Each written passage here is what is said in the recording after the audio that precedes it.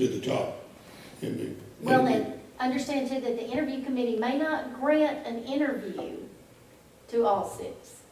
They will be determining, they will be reviewing the resumes and applications to determine to whom to grant an interview. Just because 6 applications were received does not mean 6 interviews will be granted. If the Well- qualifications aren't there, they definitely. They will not. They will not interview. At the same time, we're not legally bound to go by what they say either, that I'm aware. Correct? Well, I'm gonna say it like it is. I think we owe it to the interim chief to allow him to interview, with the job that he's done thus far. I agree with that. Well, he's one of the 6. But if the interview committee doesn't grant him one, I just feel like we owe it to it. That's correct, but that is the interview process. That the committee determines, the committee reviews the applications and determines who is qualified, or at least who should be granted an interview, because they, in doing so, remove the bias from the process. The board doesn't say who gets granted an interview based on your current biases. They do it from an unbiased, neutral position. Let me get one thing clear in my mind. What are they gonna do different? They are going to make an assessment of what qualifications and experience, both job experience, educational experience, that these candidates have had, which hasn't been our prior method of choosing a chief. It's been done at times based on experience and longevity, but there's not been an interview process where you considered multiple candidates and you sat down and you heard about their education and their work experience and you made a comparison. And here also you're bringing in this neutral committee. They will be looking at it not a place from, I may know this person personally, or I may know this person by reputation, or as we're doing tonight, this is our chief. There's a duty of loyalty that we owe him in considering. They will be doing this from a completely neutral position. They will be assessing the applications and the resumes to determine, based on those qualifications listed on those applications and resumes, who is qualified and deserving of an interview. And of course, I don't know who they will. I know who Mr. Barton's 2 were, but I don't know who they will ultimately determine should be. That's why I wanted another meeting besides just We Mr. have Martin. not, what we've done. And they will, if you submit to them the entire slate of 6. That's what I wanna They do. will be hearing Mr. Barton's recommendation, but they will be making their own decision about who to interview. And quite honestly, Mr. Bill, I'm not too afraid on Mr. Gould's part. He look at his 38 some odd years, and I wrote some stuff about that too. 38 years in law enforcement, over 30 of those here at the Ripley Police Department. He's a general departmental instructor here since '98. It's over 20 years. He's a statewide trainer. He trains I'm not people questioning who his train. ability. I'm questioning, are we going to do this again? We'll send out these applicants for these applicants.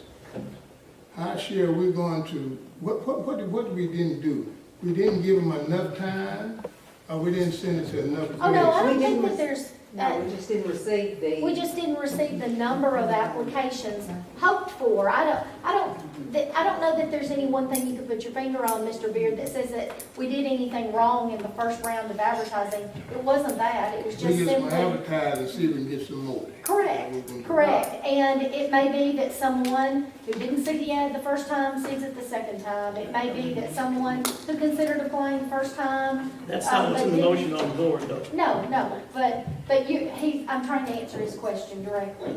That's what he's suggesting, and that's what would be done different by advertising, is to open up the possibility that you'd get additional qualified candidates for any number of reasons. but not because anything was done wrong in the first round.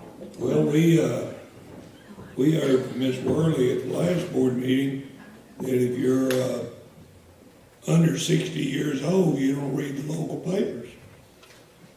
That was her comment, that it needs to be done through Facebook or social media. That's a free means of advertising.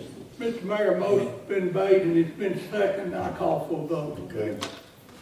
Mr. Chipman, Yes. Mr. Hankins, Yes. Ms. Austin, Yes. Mr. Beard, Yes.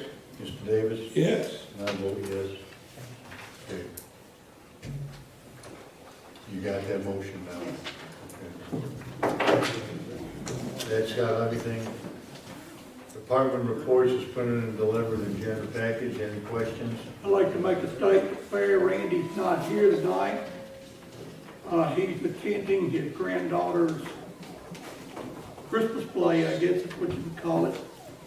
But on behalf of the best department in the city of Ripley, we would like to wish you all a Merry Christmas and a prosperous New Year. Okay. Let me hear from Lee Johnston, Devco.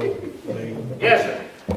Just let y'all know that the 14th of this month, December 14th, from 5 to 7, we'll be having our second annual Living Christmas Story. We've added another church. We've got 6 churches involved this year, 2 churches rather. And start at the First Methodist Church, go all the way down to the Baptist Church, go around the square like we did last year at the Episcopal Church, then take a left and a right, end up down at the Holly Grove Baptist Church where you'll get to enjoy some hot chocolate. It will be rain or shine, snow, sleet. If it likens, we will not have it. But we do this because you don't know what the trip for Mary and Joseph was when they were going to Bethlehem. So that's why we intend on doing it. We'll also have the Ripley High School choir around the square singing and possibly another for some music. So they say start at the Methodist Church and follow the angels and all the way around. It is free to the public between 5 and 7. Hopefully if it's nice you can walk it. If not, please drive it. Thank you. Mr. Hankins, Sir? you got anything to say? Oh, just I want to say that on behalf of the police department, and of course on the board itself, wish everybody very happy holidays, and we'll see you after the first of the year. Okay. Ms. Austin, Yes, on December the 8th at 6 o'clock p.m., the Ripley Fire Department will be having their Christmas party, and it is a potluck meal. So we're inviting anybody that wants to come, wants to do anything, please call Chief Worlds at 635-2284. And again, the best department would like to wish everyone a Merry Christmas and a prosperous New Year. Thank you, Mother. Got you back then. for y'all that don't come on a regular basis, we got some competitive departments up here. Mr. Beard, Calvin Light wants everyone to have a great Christmas, so check your wiring. Check with us. Mr. Davis, Well, as normal, gas, water, and wastewater department wishes everyone a Merry Christmas and a cold winter, so they can burn more gas. I would like to make one comment. Mr. Nelson is not here. To let the public know, we have made an offer. The Gas and Water Department has made an offer of the property across the street that are known as the old Tomato Electric Building. We actually own, Gas and Water does, the adjacent lot to it up on the hill. And we're hoping to acquire that property, demolish the building, put up a nice retaining wall, and make that an employee parking lot, so our customers will have room to park when we come in there. And so just to let you aware, it's not a closed deal by any means. It will be brought up at the next board meeting, what the results of the offer to the property owner is. One other comment, not my department. My wife got out and raked a lot of leaves yesterday. Well, maybe she made someone get out and rake a lot of leaves. This morning, I didn't make a phone call, I didn't ask for any special attention. Those leaves were gone by 8 o'clock, they were bagged. I have noticed 2 pickups going around town with lots of bagged leaves. People are finally beginning to understand the reason for our call for that. And for those people that are bagging leaves, again, it's not my department, but I really appreciate it, because now they don't blow in my yard if they bag them.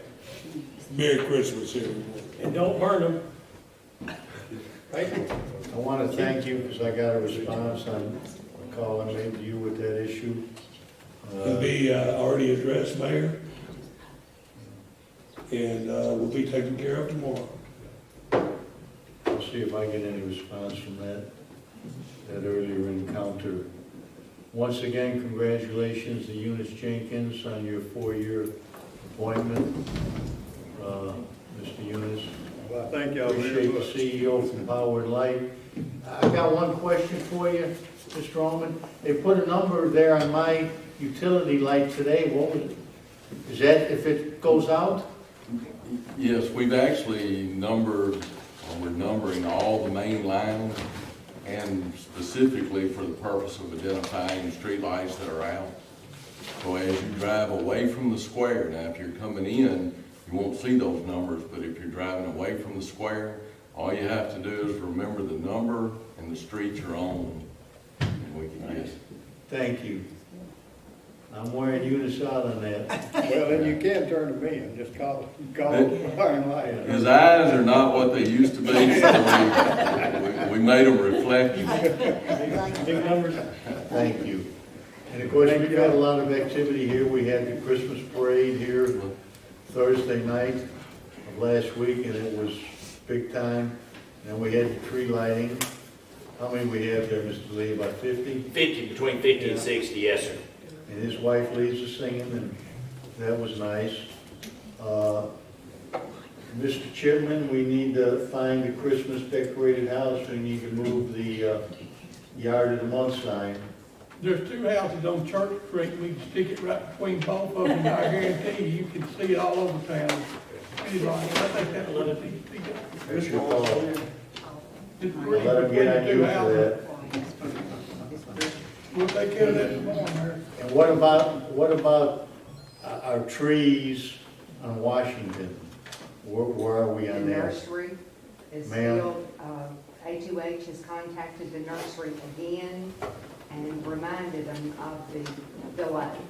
I will refer to my expert again, how late they have, Johnny, to get these trees in for us. Well, January anyway, Mr. John. Okay. They You know do what have kind one they more will that they put need in? to remove. Well, I know what they're supposed to put in. Okay. They have one more they need to remove. They didn't ever remove one of the ones that they were supposed to. I appreciate our 2 student representatives here. They got a Christmas card tonight, so we'll take care of them. Mr. Mayor, Sir, Miss Mariella had something cool happen here recently too. Why don't you can we have some time for her to tell us about oh, that? absolutely. Oh, praise the Lord. Yeah. It's great. Thank God for being We here. need to brag on our local people. That's right. I'm so excited. I got a chance to fly to Washington, D.C. to pin the eagle on my son's shoulder. He's Colonel. Oh, bird. Boy, she addressed the bird to the board. Did I ever say a prayer too? Oh, you didn't say a prayer? Yes. Well, I almost shouted, but I I just had to bring that up. his hand is so sometimes I have to grip it. Yeah. I thought we needed to hear about that, Mr. Moss. I thank God for Ripley, Tennessee, and I just thank God for all that you all done for my son, because it takes everybody to help make somebody somebody. Takes a village to raise. We're proud. Yeah. Well, he's a good one, and he's proud that, and your other children are too. I know them all. But that apple doesn't fall too far from the tree. I make the motion that we adjourn. All in favor? Aye. Meeting is adjourned. Turn us off, Seth.